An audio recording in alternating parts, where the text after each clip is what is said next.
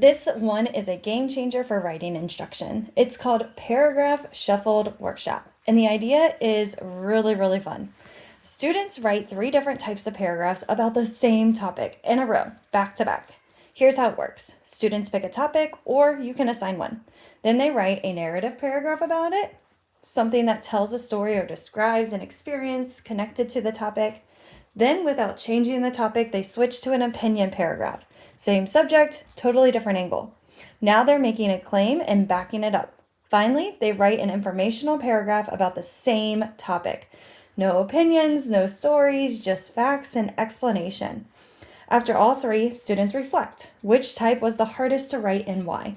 This comparison is where the real learning happens, when students write all 3 back to back.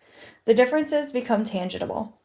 They feel the shift in voice, structure, and purpose in the way that writing and reading examples never quite capture.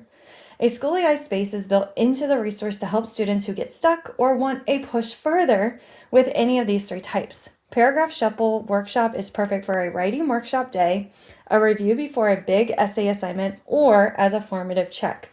On whether students can switch between models is fast, flexible, and surprisingly revealing. So go ahead and grab this link in the description below.